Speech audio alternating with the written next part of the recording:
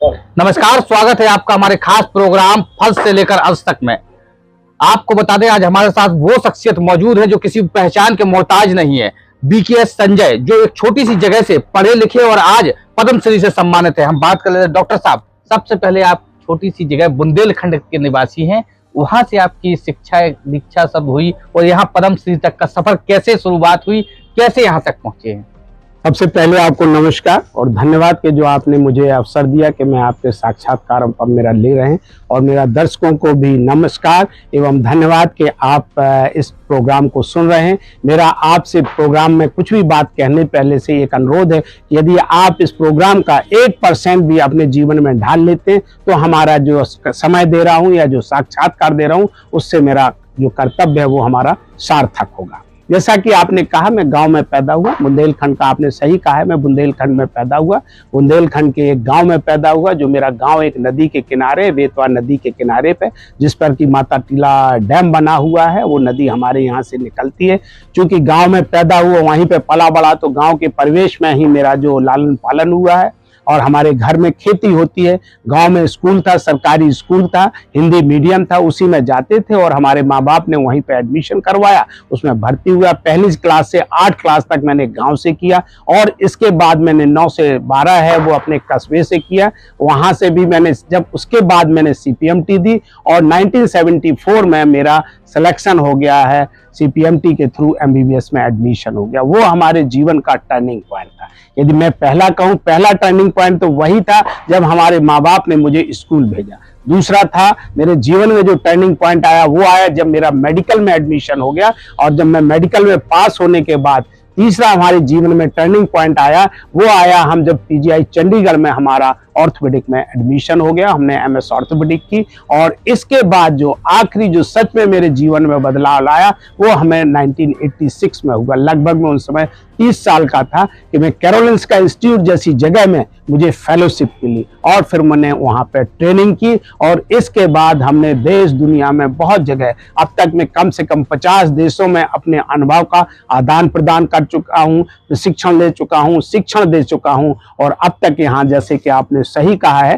कि मुझे 2021 में भारत सरकार ने पद्मश्री से भी सम्मानित किया है, और इस साल उसी भारत सरकार ने मुझे एम्स गुवाहाटी का अध्यक्ष भी नामित किया है, और जहाँ पे मैं इस समय अभी वहाँ पर काम कर रहा हूँ। बिल्कुल डॉक्टर साहब, जैसे कि आप ऑर्थोपेडिक के डॉक्टर हैं, तो लोगों में जिस प्रकार की समस्याएं पैदा हो रही हैं, ये बीमारी पैदा हो रही है, उसको लेकर क्या सजेस्ट करना चाहेंगे कि जिससे उन्हें आने वाले समय में जो युवा वर्ग है वो बच सके?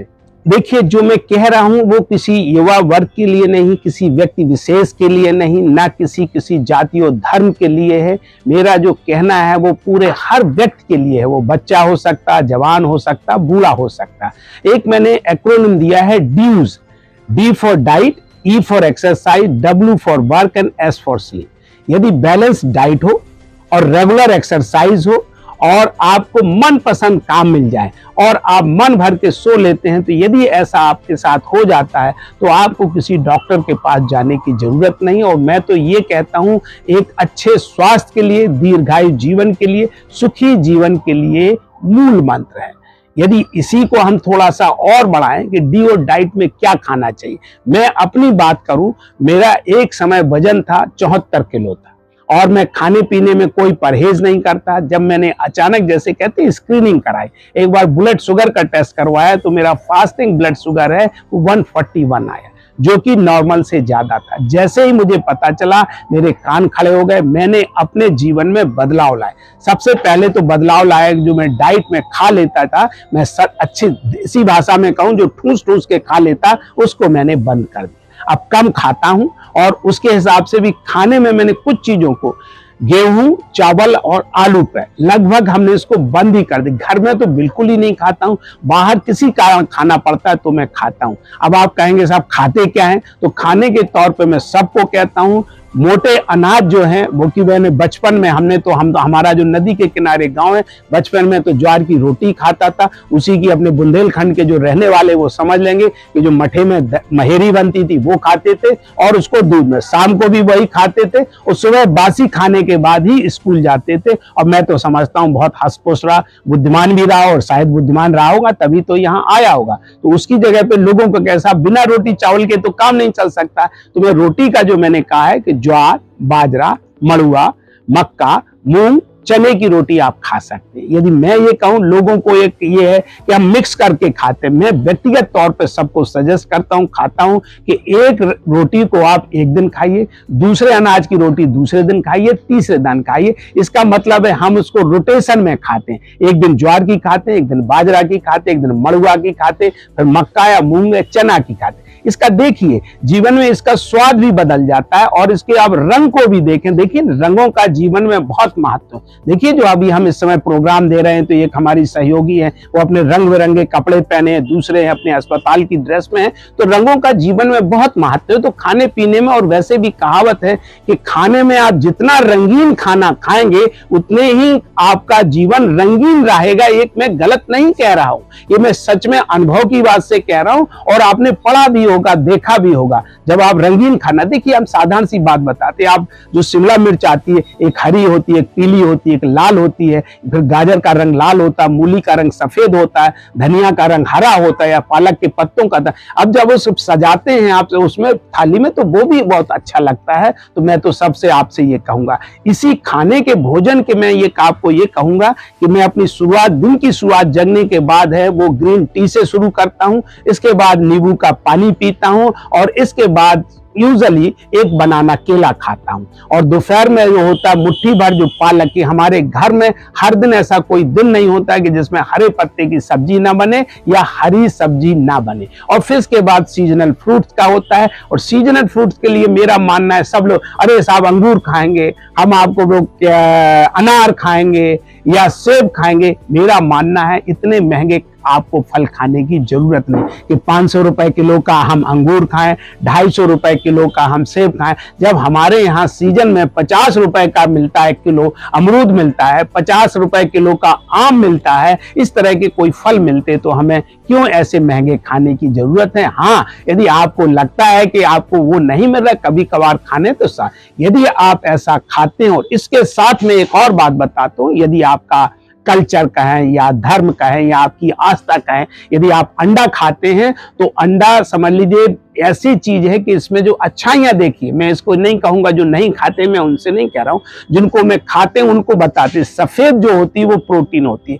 ये इतनी अच्छी गुण की प्रोटीन होती है कि ये इसका 100% पेट में अब्जॉर्प्शन होता है। लोगों का कहना है कि पीले को निकाल दो, यदि अंडे से पीले को निकाल देते हैं तो फिर अंडे में बचता कुछ नहीं है, सिर्फ प्रोटीन बचती है, क्योंकि जो मिनरल्स होते हैं, विटामिन्स होते हैं, ये अंडे के ही अंदर होते हैं। आपको विटामिन डी लेना है तो वो उसी से मिलता है। कोलिन जैसी एक चीज होती है जो नर्व के मसल्स के लिए जो होती है बहुत जरूरी होती है। तो इसमें इस तरह की मिनरल, एक सच्ची बात है, इसमें 1 दर्जन से ज्यादा मिनरल्स होते हैं और लगभग 1 दर्जन विटामिन्स होते हैं। सबसे बड़ी बात होती है इसमें जो शरीर में हमारे जो इसेंशियल फैटी एसिड नहीं होते हैं वो अंडे में बनते हैं। तो अंडे का खाना, एक बात मैं यहाँ पे जरूर बता दूंगा, सुनने में आपको लग रहा होगा कि बहुत महंगी चीजें बता दी हैं डॉक्टर साहब ने, ऐसा नहीं।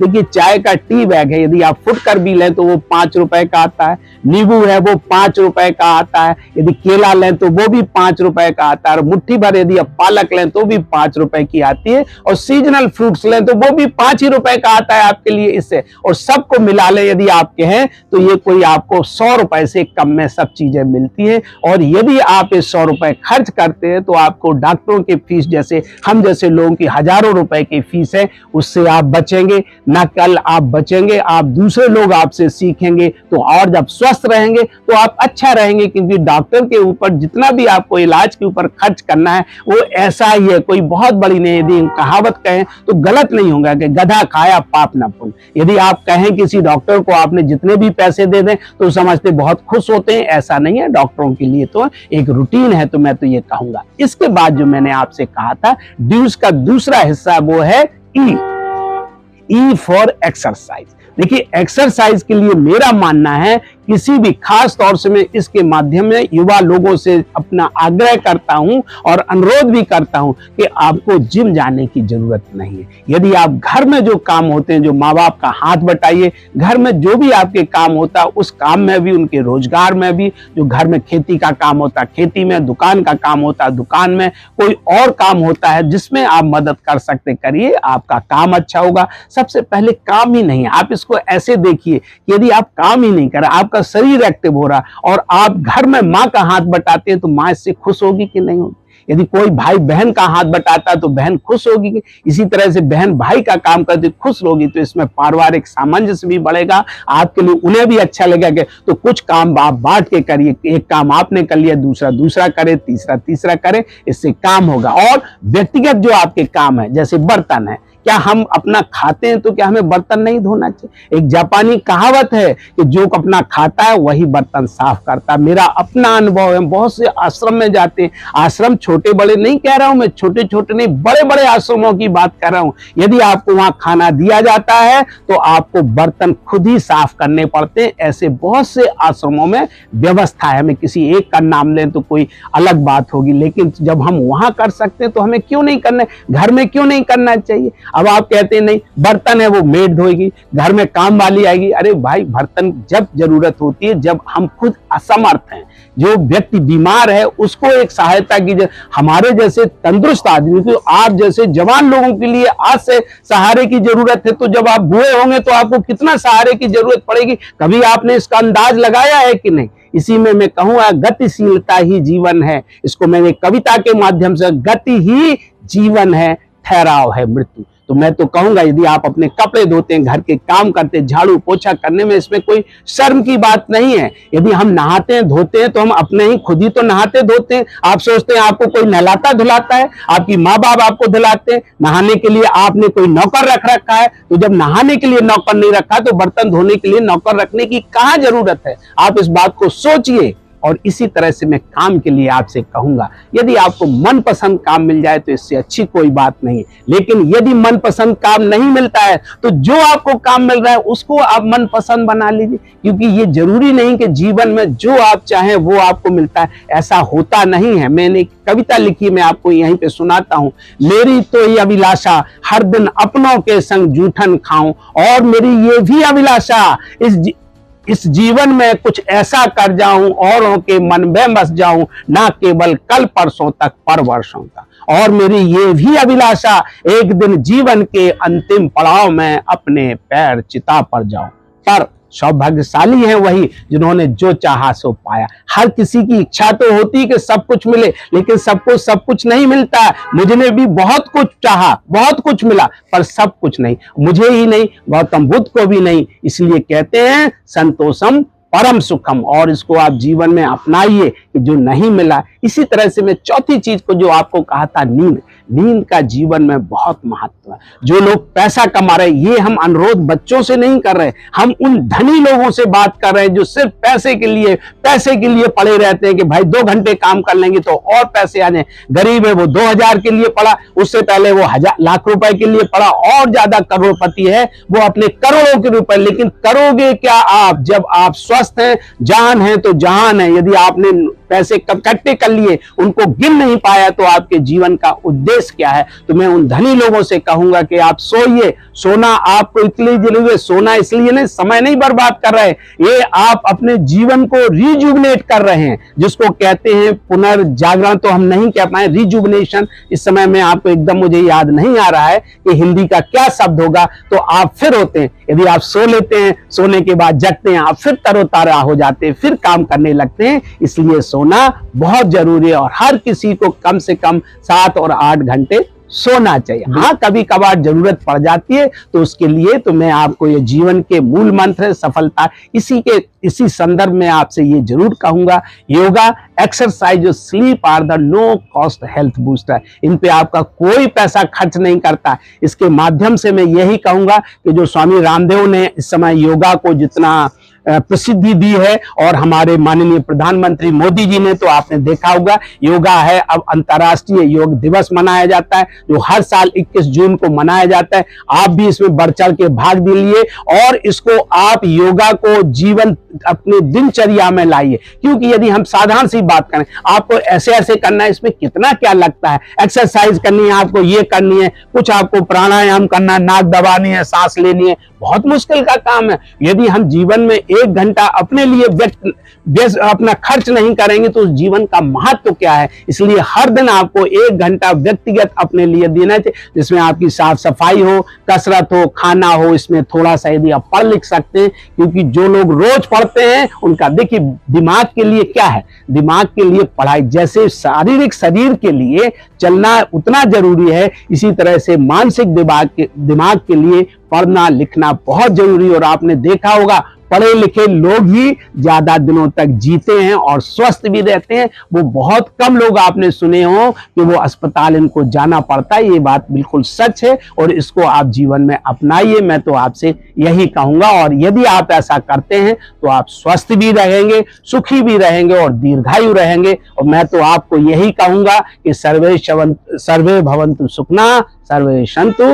निरामया। धन्यवाद। डॉक्टर साहब, इतनी व्यस्तता के बीच ये कभी भी निकलकर सामने आ रहे हैं हमारे इस वक्त। अगर हम बात करें, कुछ कविताओं के बारे में भी आपकी चर्चा सुनी है, आपका कुछ कविताएं भी लिखते हैं, उसको लेकर क्या कहेंगे? देखिए, मैंने जो कविता आपने शुरुआत की थी उसी से संदर्भ में है, आप मेरे बारे में जान जाएंगे। मैंने एक कविता लिखी है फैलाओ, ये हमारा अपना है, हिंदी में है, उपहार संदेश का। मेरी तरफ से ये पूरे समाज के लिए उपहार है, वो भी केवल संदेश का। हर कविता के पीछे एक कहानी है, आगे एक संदेश का है। यही मैं एक आपको, जो आपने मुझसे पूछा कि गांव से आप पहुंचे और फर्श से लेके अर्श तक, तो उसका मैं सारांश इसमें लिखा हूं। एक कविता लिखी है फैलाओ। गांव में पैदा हुआ, वहीं पे पला बड़ा।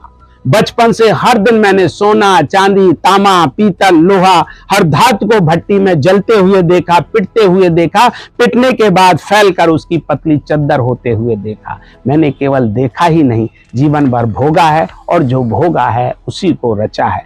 जीवन भर हम जलते रहे, वह पीटते रहे, धातु की तरह हम पिटते रहे, कभी इच्छा से कभी अनिच्छा से हम चद्दर बनते रहे। और इस चद्दर बनने की प्रक्रिया में कुछ लोग हमें संभालते रहे और हम फैलते रहे। यही फैलाव आज हमें यहाँ ले आया है। जो सब आप यहाँ देख रहे हैं, सब इसी फैलाव का परिणाम है। मैं कृतज्ञ हूं उन सब लोगों का जिन्होंने मुझे संभाला और उन सब लोगों का भी जिन्होंने मुझे पीटा। कृतज्ञ हूं कि वह पीटते रहे और हम फैलते रहे।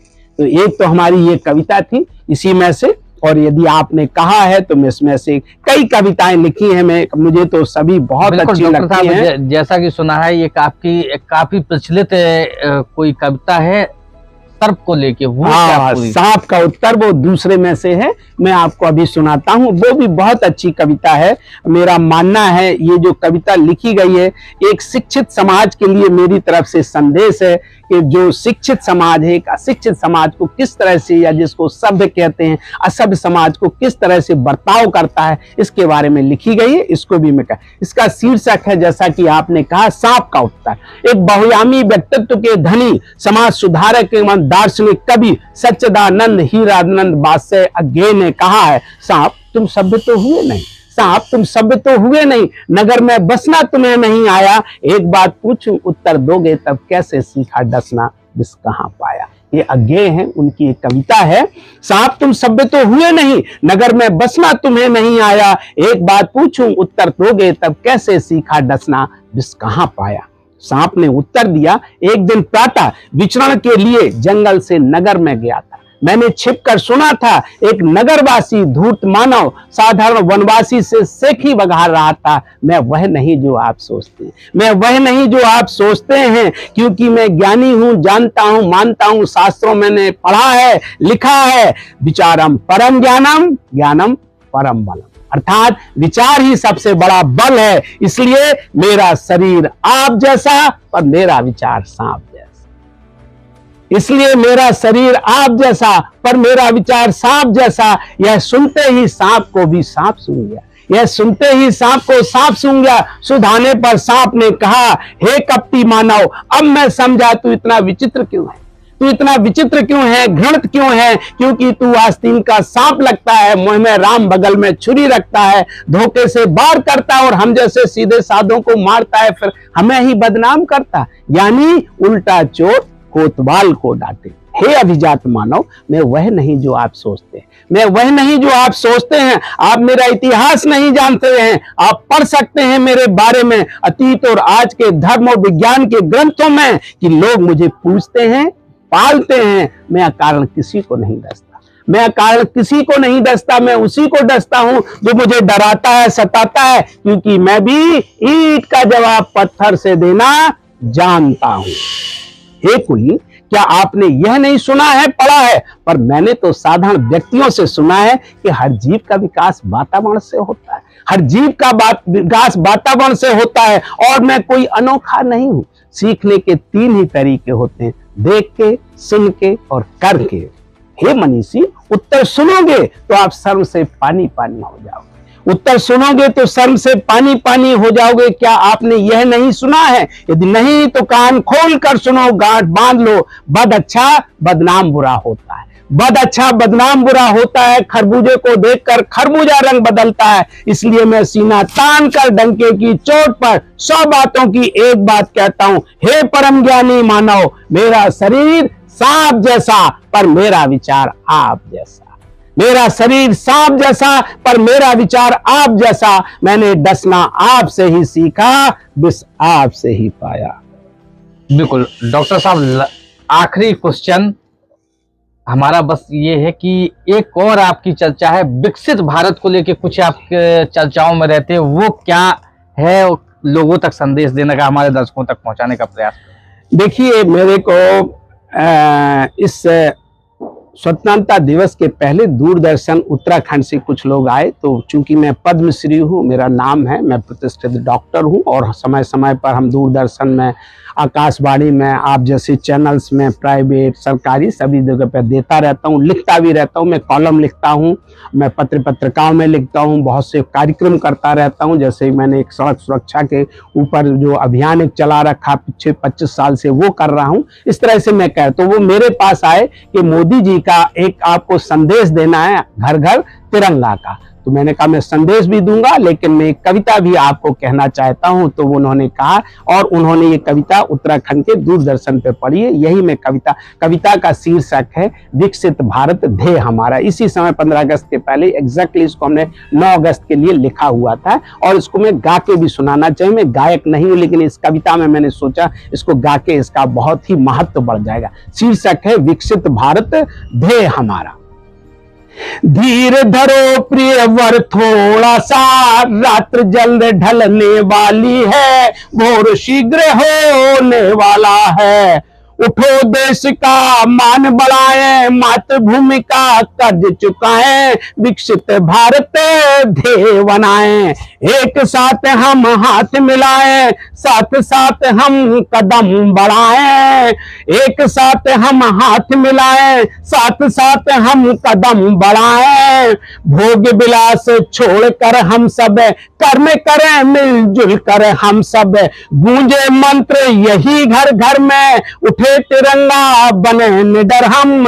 होए अग्रसर इस पथ पर हम, यह बल हमें दिखाना होगा। बड़े देश अब स्वर्णिम युग में, यह कर्तव्य निभाना होगा। रात्रि जल्द ढलने वाली है, भोर शीघ्र होने वाली है। अंधा युग जाने वाला है, स्वर्णिम युग आने वाला है। बड़े चलो सब भारतवासी, बड़े चलो सब भारतवंशी, बड़े चलो सब भारतवासी, बड़े चलो सब भारतवंशी। जय।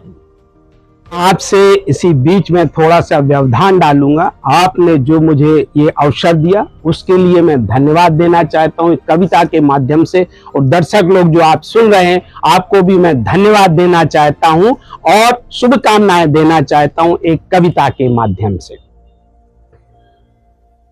यह कविता क्रिया नहीं बल्कि प्रतिक्रिया है। एक कवि कहते हैं, कैसे कटती उनकी रातें जो सपने नहीं देखते। 1 मिनट पापा, हो गया। मैं कहता हूं, कैसे कटते उनके दिन जो सपने नहीं देखते। सपनों को देखना सीखो, रात के नहीं बल्कि दिन के भी। रात के सपने तो अनायास आ जाते हैं, लेकिन दिन के सपनों को तो बुलाना पड़ता है, और रात के सपने कम ही पूरे होते हैं, दिन के अधिकांशता। तो दर्शकों, ये हमारे साथ पद्म श्री से सम्मानित डॉक्टर BKS संजय थे, जिन्होंने अपने विचार रखे, जो डॉक्टर होने के साथ साथ एक कवि भी हैं। विकसित भारत को लेकर भी इनकी सोच है। आप समझ सकते हैं, इन्होंने अपने मन की बात सब तक पहुंचाई है, और जो ऑर्थो के डॉक्टर हैं उसके लिए भी लोगों को यह संदेश दिया है कि किस प्रकार वो आने वाले समय में युवा हो या अन्य हो, कैसे बचाव कर सकते हैं। तो आगे भी हम ऐसे ही शख्सियत से मुलाकात कराते रहेंगे।